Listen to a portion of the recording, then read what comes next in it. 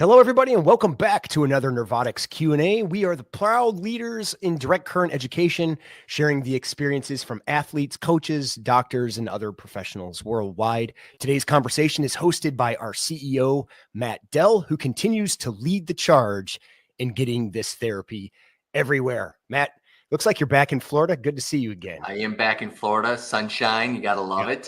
I do love it. I don't miss the snow. No, not at all. It's changing. It's beautiful fall weather up there, but I'll take this anytime. Yeah, I do like the fall weather for sure. Yeah. How you doing today? I'm good. Yeah, it's 80 degrees and sunny, so I can't complain here. You got to love it. Well, I'm thoroughly excited about our guest today. So I think let's just jump on in. They don't want to listen to me. They don't want to listen to me either. So let's pull up a video where AI makes me look good. I love it. Let's do it. Here we go.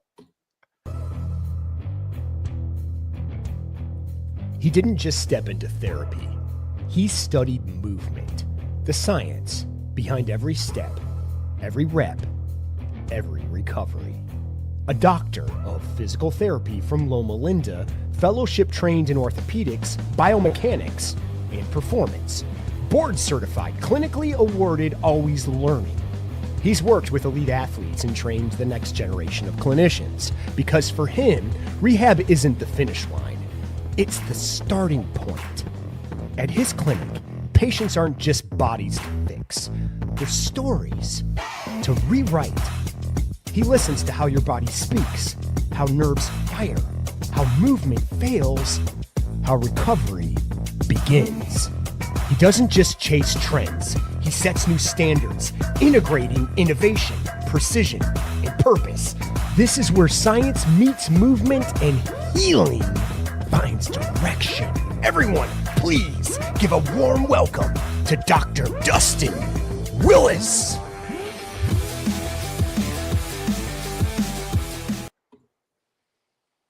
Love the intro, Jake. That was pretty cool. That made me feel like, the old Chicago Bulls theme music. And now, from North Carolina. Man, you got me jazzed. Born and raised in Chicago, so that means a lot. That's where you're sitting at. Now we're gonna have to pay. We're gonna have to pay rights to the Bulls, and they're. That was really cool, man. Thank you. Thanks. Well, Dustin, thanks so much for coming on today. I mean, please tell our listeners. I mean, that was a great intro. It sounds like you've had an awesome experience. Great, world you live in. Tell our listeners a little bit about your background, where you're from, all those fun things. Man, yeah, I've been super blessed, and that video is a cool reminder of that because you could get lost in your own thoughts, and life is so up and down. You kind of forget just all the cool things you've done. So my name's Dustin Willis, born and raised in Southern California, the Inland Empire to be specific. A lot of people don't really know where that is, so we'll often say it's near LA, but nowadays you can say it's like halfway to Coachella and people have an idea of where that is. And as you saw on the amazing video, I did my PT school at Loma Linda University, which is right there in the thick of the Inland Empire. Also went back to Loma Linda University and just recently finished up my PhD. So got the double doctorate thing going on, which really just means a lot of debt. But it also means you're going to have to talk a little bit slower to Matt and myself. Yeah. So we can catch Nah. I'm a firm believer that you aren't truly familiar with something until you can explain it in the simplest terms possible. So I'm kind of the opposite. When you get to a certain level, you should be able to simplify things, I think. Yeah, I love it. Well, then I'm good because I like to dumb things down because I always look at it. And Jake knows this.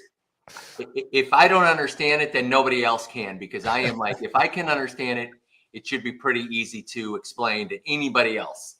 So exactly. I view that way with anything. A big part of what I do is education. So it's probably rooted in that. So after Loma Linda, I did residency training in orthopedics down at a spot called Rancho Physical Therapy. It's in Murrieta, which is right near Temecula. It's like Southern California's version of wine country, I guess you would say. Mm-hmm. And then from there, I was a bit crazy. dealt with a bit of imposter syndrome and did not one, not two, but 3 fellowships. So first one was the orthopedic sports training at Kaiser Permanente of Southern California. Pretty well-renowned residency fellowship program in the physical therapy space.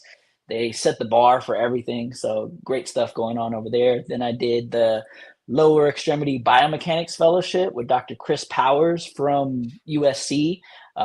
Big name in our world. He may be like the Michael Jordan of PT for real. So he's a glute guy. So like doing all the glute work to help your knee pain, like a lot of that comes from him. So that was the second fellowship. And the final one was the Movement Performance Fellowship at Azusa Pacific University, which is another kind of underrated university down here in Southern California. Some phenomenal PTs come from that school, and that training I did is all about like movement science, I guess you would call it. You kind of have the biomechanics lens of movement and this maybe a little bit more artistic view of movement. And I really wanted to understand both to try to marry them in my approach. So that's kind of my training and background. I've been a full-time faculty member over at West Coast University for like 6 years, where I taught the orthopedic musculoskeletal content to the students, a lot of the patient interaction stuff. And then from there, had a dream opportunity to work with the Lakers, man. That's what got me into the profession. So it was really a full circle moment. Spent a year with them. Also do a lot of work with a lot of athletes privately, like you saw on the amazing video. And I feel like that's me in a nutshell. What am I leaving out? Oh man, the most important thing, the reason behind like 90% of the tattoos, I am a father to my special needs, medically complex, disabled son, Dorian Khalil. He just turned 8. Statistically, they told us he only had a 30% chance to make it to 5. So every day he's my little walking miracle, man. Wow, that's probably the most important job you've got right there. So Yeah, for sure. Exactly. Forget all the education. I mean, there's no education for that level of patience and commitment, and so hats off to that for sure. Thank you. Congrats on that. And, as everybody who's watching this, hopefully knows, life and God is a blessing, and every day be thankful for what you have, be happy, be joyful. And, and it sounds like you're living that, vicariously through your son and doing a great job as a parent. So congrats on that. So appreciate that, man. I couldn't agree more. You said it. That's the best education I've ever had in my life, is being his dad. So, well, good for you. So it's I got to ask you, you had a lot of education there. What led you down this path of movement and physical therapy? Because it's a pretty impressive resume of how committed you are to learning everything you can and sharing that with athletes and everybody you've worked with. Yeah, I think there's 2 main things that fed into it. And I kind of alluded to one of them being the imposter syndrome. That was a struggle more so early in my career, but I still deal with it to this day. And just this sense of like every time I would finish something, PT school being like the start of it for me, I felt like, hey, I have this doctorate degree. I'm supposed to know all this stuff, but I don't feel like I do. So what do I do next? I got to do something to get to this mythical level of feeling like I have the answers and am on the same page as, a lot of my mentors. I've been blessed with amazing mentors and was just always striving to reach them because I felt so inferior all the time. But then the other piece of it, this world of physical therapy, rehab, training in general, there's just so many schools of thought. I'm speaking specifically to physical therapy, but it could apply to everything. And it's difficult as a early on clinician to kind of know what to listen to and how to integrate it all and not fall into this kind of notion of tribalism, like this is the way I see things. And I always knew I wanted to teach, so I really wanted a broad understanding of everything out there and how to synthesize it together so that I could help the future generation not struggle in the ways that I did.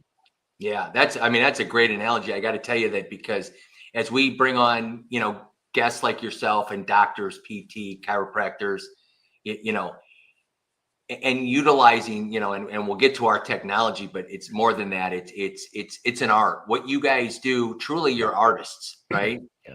Because there's no right or wrong. Typically in PT, it's about, you know, trials and tribulations, learning from the best, being willing to experiment and trying unique things that, you know, sometimes doesn't work, but a lot of times, based on all the fellowships and all the experience you have and all the mentors and all the education, you kind of start getting this grasp of being an artist and starting to see the success through outcomes. And that's kind of been our slogan through Direct Current. It's, you know, I had conversations with VPs of engineering at some of those schools that you actually attended. And one of the things that, you know, one of the when they were trialing Direct Current, they said to me personally was, we don't know how or why this works so well, but you can't argue with the outcomes. And it sounds like you've taken that approach into how you kind of work and learn and educate. So very impressed with that, because I think so many people think that, you know, hey, it's one way or the highway, and I'm not going to bring in this modality. I'm not going to do anything different. I'm not going to do anything creative because this is what I was taught and this is how I'm going to do it. It sounds like that's completely opposite of the way you've approached your, you know, your routine. Is that pretty accurate? Yeah, 1000%. And it all for me comes back to, you know, the future, the students. And I know when I was a student, I had this mythical view of the professors teaching me like they were the sage on stage, right? They had all the answers, they had it all figured out. And I tell my students all the time, I'm here to break that image down. Like, I don't know what I'm doing half the time, because it's an unspoken thing in our profession, just how much of it actually is trial and error. Like, the research is amazing and super important, but part of the problem, and you alluded to it, is the order in which it happens. Like this direct current, this new modality we have, and we know that it's effective, and we are showing that it's effective before actually understanding the mechanisms, when a lot of times we should actually reverse that. But, you know, we're searching for answers. We got people to help, and we're trying to do so. So it just leads to this confusion about things because we don't have all the answers. And as humans in general, dealing with uncertainty is really hard, especially when someone else is depending on you to help them. Yeah, for sure. No doubt. I think that's, you know, and times things are changing so fast, and everybody's trying to get away from, you know, pharmaceuticals and trying to get more natural and direct current, even though it's been around for 20 plus years. I can't tell you how many guests Jake and I have had on that said, you know, I did one thing and I was even considering bringing in any kind of modality like direct current. And then they do, and the reaction of their patients and the outcomes that they get, they become big believers. And it's because, quite frankly, they're willing to experiment, they're willing to try, they're willing to, you know, give things a chance like direct current. So we see that. And I think that's what's changing. Things are changing so fast in your world. I can't even begin to imagine how inundated you are with so many things coming at you with, you know, between direct current and all these other new modalities, and everybody's going after this natural way of healing and strengthening. And I mean, tell our listeners how crazy it is to try to, you know, navigate through all that.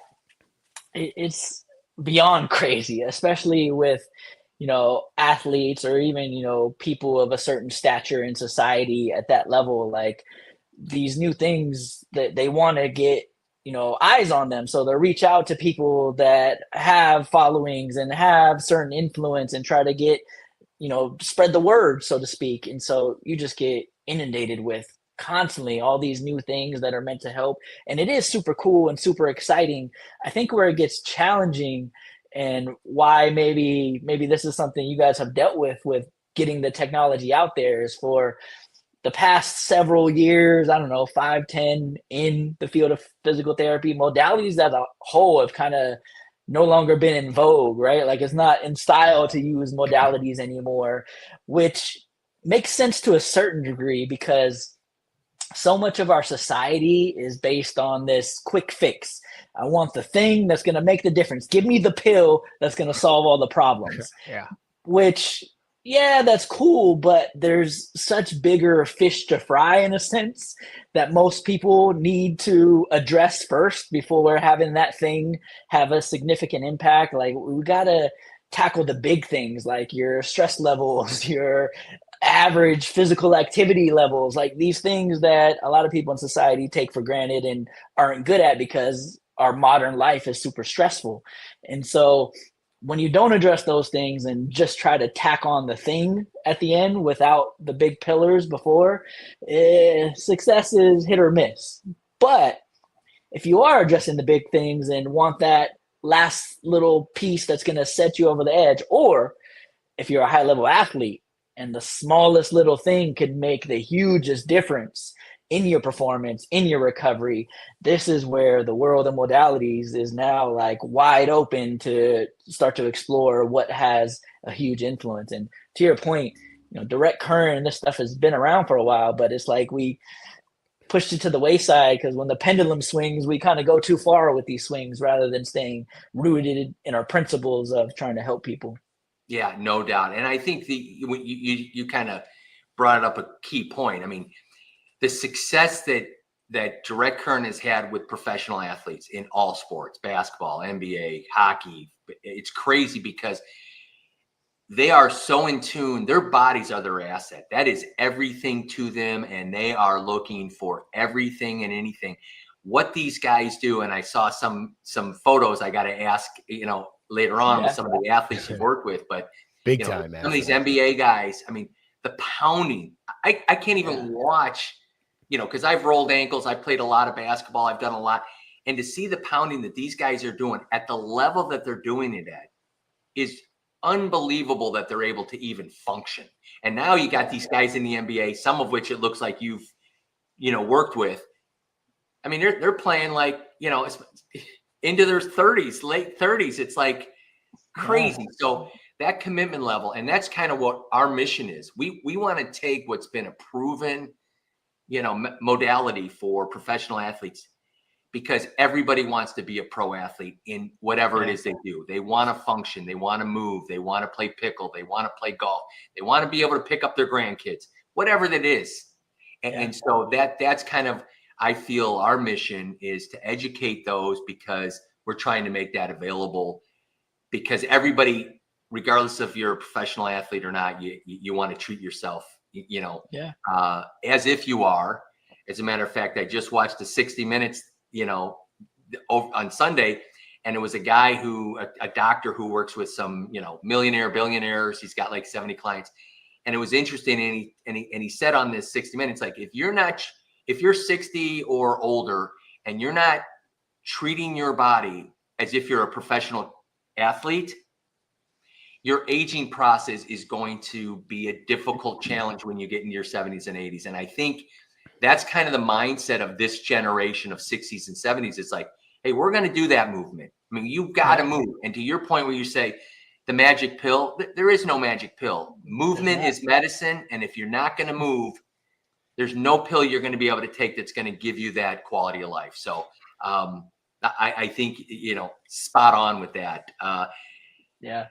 So tell us, how did you discover Direct Current? Tell us your experience. Tell us, tell our listeners a little bit about, how you got exposed to it and some of the positive aspects you've seen. Yeah. So it's kind of twofold. Mostly word of mouth is what I'll say.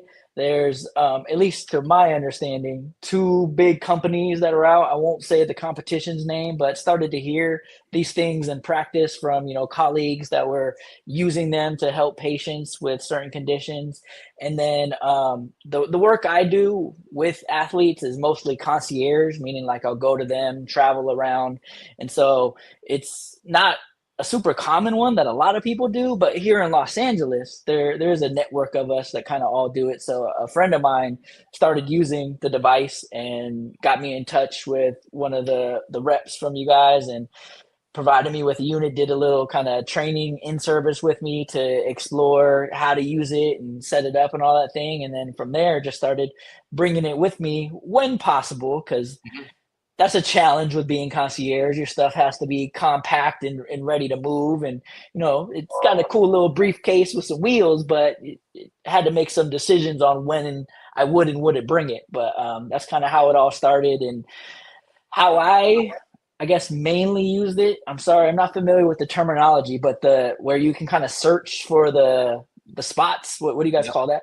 Yeah, just search. So that was the main thing that was super cool to me, because when you're dealing with pain, injury, the loading that you're talking about with some of these athletes, it can lead to, I don't know if I would necessarily say damage, but loading to a joint, right? And knees, let's talk about that. That's a big one. If you got some stuff going on with your knee, you get a little bit of swelling in there. I forget the actual statistic from the research, but something as little as 10 cc's of fluid in a joint, which is like nothing. That's not a lot of fluid, can inhibit the surrounding musculature by like 50%, something ridiculous. So, and with getting a muscle to no longer be inhibited, when you think about inhibition, that is mostly a neurologic thing. Obviously, it's dependent on the physiology going on in the local tissues, but the inhibition is being driven by the nervous system. So being able to use that search feature to find kind of the spot that maybe is most inhibited, and trying to utilize the direct current to help ramp up the neural drive to that area while we're doing movement, while we're doing exercise, while we're starting to reintroduce load, is super helpful and important, I feel like. Yeah, you hit it. I mean, you shared a fellowship that you had with, I think you called him the master of the glute, right? I love that, because there's so much that goes into, and one of the biggest things I've learned is the pain is typically not the problem. It's the compensations that have occurred somewhere else in the body, and it could be glutes, it could be hamstrings, it could be whatever. And that search function absolutely does allow for it to, explore what's potentially causing that pain. And we've seen so many, kind of get out of that pain and retrain neurologically the muscles so that they will, handle that force. And, and that's why it's such a promising modality for that. I do have to ask, I mean, now I'm still intrigued with that video, because I'm blown away. You got to share with our experience. I mean, tell us a little about it. It looks like I saw Kevin Durant, I think, in there a few times. So tell us, I mean, it sounds like you've worked with him. He talk about a guy that's just grinding through. I mean, incredible how he keeps himself fit. So tell us a little bit about that experience and working with him. Yeah, man, incredible experience. Shout out to mentor and colleague of mine, Dr. Andy Barr. So Andy Barr is the one who did Kevin's Achilles rehab after he tore it with Golden State. And so working with Andy, that's how the relationship with Kevin started. So his whole time in Phoenix, I was working with him privately, kind of often checking on him, working in the off season sort of thing. And that led to the amazing experience of getting to go with him and work with him privately for the entirety of the Olympics last summer. So we went to training camp in Vegas, then we went over to Abu Dhabi, then we went to London, then of course finished in Paris. So amazing experience. However, started training camp, came up calf strain to the other side, not the side that he previously torn. So it was also a super stressful time, because we needed to get Kev back out there to play in the Olympics. And if you remember, we spent the entirety of all those exhibition games, training camp, working hard to get him back out there. And then finally, first day of the actual Olympics, first game, he made his return, came off the bench and just went nuts. Like he was 8 for 8 or 9 for 9, had 21 points or something. And I was probably the loudest person in the arena that day, just going crazy. That was the highlight for me. Don't get me wrong, winning gold and all that was amazing. But Kev's first game back, I was a maniac there on the sideline.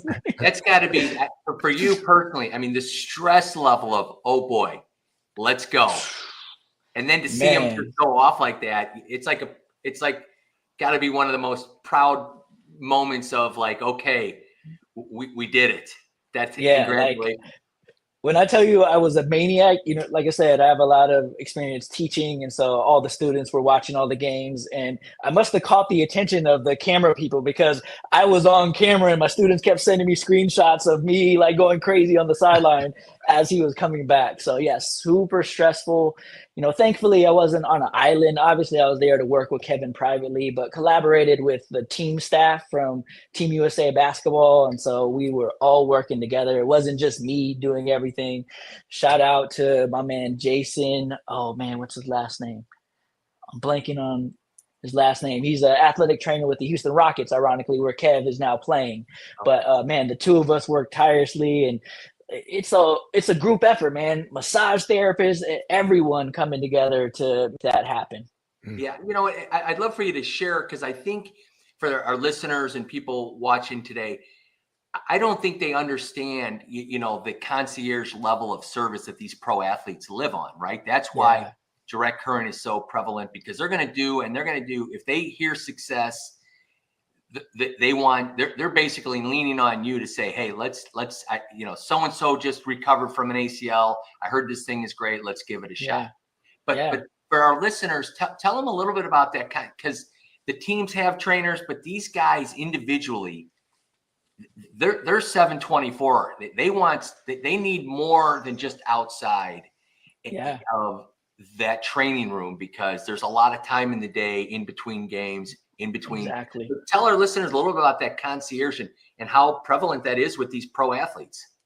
Oh, it's huge. I mean, we're talking about longevity, right? And LeBron's worked with my guy, Mike Mancias, for the entirety of his career. So he works for LeBron privately. Of course, LeBron is who he is. So now he brings them on staff wherever he's playing. But he's had Mike as his guy for the entirety of his career, kind of shaping what everything looks like, quarterbacking all things. And what I'll say, being concierge and really in any aspect of working with high-level athletes, the most challenging piece is figuring out who are all the stakeholders involved, meaning like who's doing what in this situation and what opportunities are there to bridge some gaps or to offer something of value to the athlete to help in what you're saying. And sometimes it's nothing, right? Like, yes, there are however many hours in the day that they have the ability to do other stuff. But I mean, if they're not resting at all, then maybe we do just do nothing. But often there is something, and this is where the modalities can come into play, where, all right, probably shouldn't do any more loading because he already lifted with the strength and conditioning coach, did some other low-level exercise with the physical therapist. He did a little wind down with the massage therapist to kind of regulate the nervous system. All right, well, what can we do to try to add to performance and or recovery and or rehabilitation, depending on what all is going on? Yeah, that's incredible. I mean, it's impressive. I mean, you know, the way that these guys live and the way that the longevity of what some of these guys that are taking, we've had so many athletes. So how about it, Jake, that come on and it's always you find it's the athlete a little older in his career that has to like have that edge of like a direct current. It's not the young buck that thinks they're invincible and they're just going through and they just go for it. But some of these kids now, I'm blown away. I mean, 18, 19-year-old MLB guys or NFL guys. I mean, they're very, very knowledgeable, because I think it's no longer about, you know, what a great athlete I am and I can jump out of the gym or I can do all these things. It's literally, okay, how can I prepare my body for the brutal, you know, brutalness of whatever sport it is, and how can I make sure that I have that longevity? And we're seeing that on a regular basis. So, I think part of the struggle with basketball players specifically is it's come to the point where basketball is literally being played year round, because you got the AAU teams and all this other stuff. And so they are just literally playing basketball all year round, which it's taxing. I mean, to your point, it takes a toll on the body. The way I try to explain it is like one of the biggest things when it comes to movement is actually variability. If you look at high level people, the best of the best, I think the best example is like a sniper, right? If I'm into shooting and I have a target right there, and we look at somebody that is an expert versus a novice and measure like their movement, the expert is actually going to move more and still be able to hit the same target versus the novice is working hard to not move an inch and stay that same way. So movement variability is super important to distributing load across all structures. And so if you think about it, I'm playing one sport all year round, and I tend to move the way I move, play the way I play, it leads to the same loading of the same tissues and the same structures over all year round. Yeah. So these younger athletes kind of do have to invest in this because of the demands of where basketball is culturally at the moment. Yeah, no doubt. And I feel bad for these kids. I mean, any parent that's watching this, I mean, it's you hear it. You hear it from everybody that's made it in the league or wherever, that play as many sports as possible, get cross-trained, work different muscles, you know, it'll help your longevity. That's all great if you're a rock star stud. But what happens to the parents and the players is I'm gonna specialize in 7th grade. I'm gonna be all in for basketball, and I'm gonna do nothing but AAU, and I'm gonna go down that path because they've got a short window to get looked at, to get to a college and get scholarships and all that other stuff. And so that's the sad part about the commitment level necessary to be skilled enough to get to the next levels, if you will. Yep. But hard enough to say, how am I cross-training? How am I enjoying the journey? And, you know, so you've hit the nail on the head in terms of, you know, making sure that you've got that movement ability with everything. Because let's face it, in any sport, I don't care what it is, including your rifle experience, you're using and you're incorporating a lot of muscles in every sport, and you need to be, you know, properly trained. So for sure. Well, I mean, so I got to ask, who's on your shirt? Oh, this is the late great Nipsey Hussle, Los Angeles hip hop legend. Yeah, just like the shirt, like his music, like what he stood for, and kind of the things he was preaching to younger generation and his peers. So, R.I.P. Nipsey Hussle. I love it, and you got to. I mean, what a background here. I mean, you got to share with our listeners a little bit, like what's going on back there. So I mentioned my son. You know, I'm a big shoe guy. Oh, look at that! Some of my favorites of his, I kind of just put on display back here. Bob Ross probably gets a lot of attention. So I reference good guy Bob Ross often in teaching the students and kind of tell them you got to paint the picture for your patients and your explanations of what is going on. Like you got to just imagine that this is an empty canvas and like paint the picture for them. Explain your findings. Explain how you think you're going to be able to help, what they can do to help. Paint the picture. Got Kobe up there. Got Jay Dilla, legendary hip hop producer record behind me. Some books and things. So that's kind of what's going on. Dustin, you have a lot of cool body art, by the way, too. Yes. And thank you. You mentioned you kind of correlated that with your son. Yes. Are there specific pieces of body art that you have that you would be willing to share as far as like, you know, what they mean Absolutely. to you? The big one is probably front and center right here, right? So I was hoping you'd talk about that one. My son has a trach, which is essentially a tube that goes into a hole right here that he breathes out of because he's got some complications in his upper airway that don't allow kind of enough space for air and things to pass through. So he's got a trach right there. And I alluded to the statistics we were given that Dorian had a 30% chance to make it to 5 years old. So for his 5th birthday, I wanted something on that area. So my trach area to kind of represent him and give me excuses to blab about him like I'm doing now. Awesome. And so another thing that I did to raise awareness and talk about him and other kids like him is I started a clothing company, which I haven't been running for a while now just because there's not enough hours in the day, but it was called Arrows and Tulips. And so the arrow piece was about me and my fears as a father of not being able to be the father that I wanted to be for him because I don't have a relationship with my dad. So what I told myself is that even no matter what I do that I think is pulling him back, he's going to use that to shoot even further into the sky, kind of like I've thought of myself as doing without that, male role model in my life. So that's where the arrow piece comes from. And then the tulips, there's this well-ish known poem in the special needs community called Welcome to Holland, and it's meant to describe what being a special needs parent is like. And essentially it boils down to, you were going to Paris, you packed, you got on the plane lands, and they're like, welcome to Holland. And you're like, what the hell? I'm supposed to be in Paris. This isn't Paris. What are you talking about? And then after the anger and all the feelings subside, you start to realize the beauty in Holland. Like there's Rembrandt paintings and beautiful windmills and tulip fields everywhere. So taking the spirit of both of those and arrows and tulips. So this is a arrow and tulip that was shaped to look like the Roman numeral 5 to celebrate his 5th birthday. My guy, Zach Hanna, who did all my design for arrows and tulips, came up with and put it right there, man. You gave me the chills talking about that story. You know what? God works in great ways.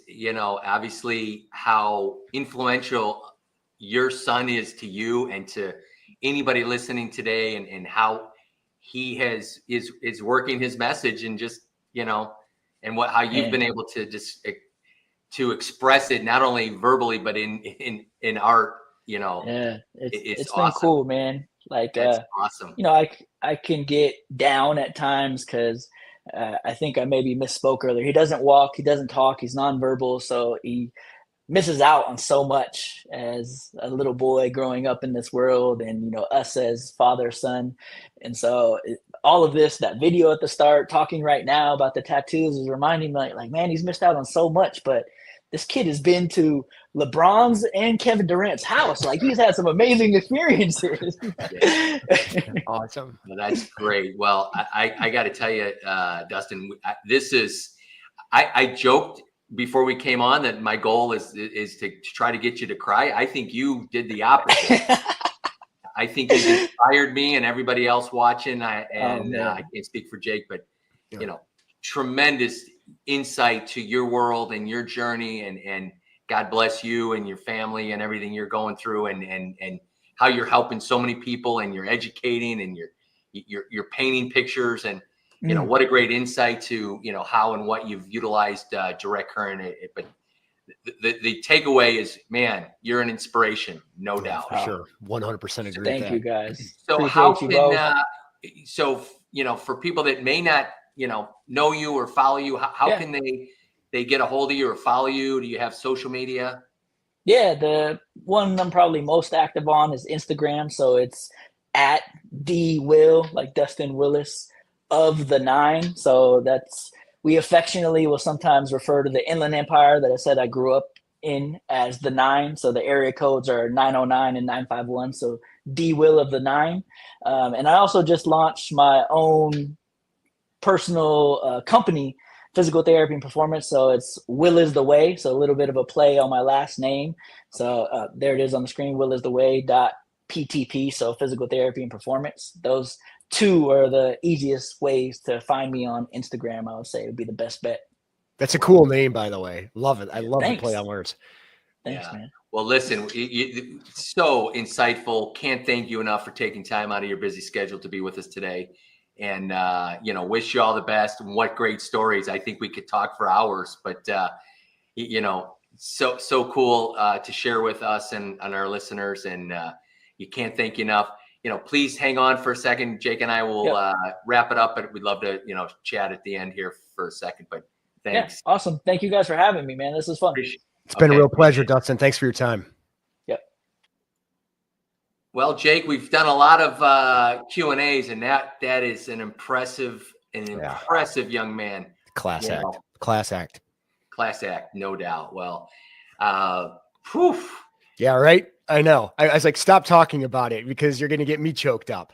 I tell you what, if you're not inspired after this Q&A, I don't know what it's going to take, because what an impressive story. What a great, just positive influence on everybody. It sounds like he touches and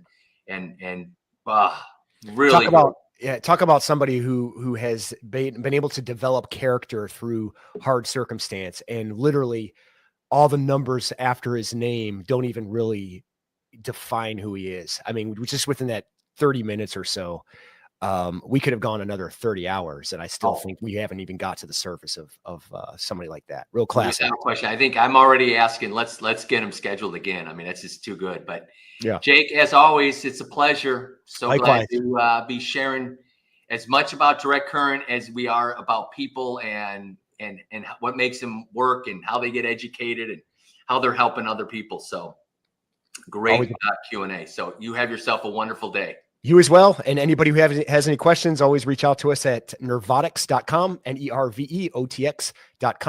Until next time, stay current, keep moving.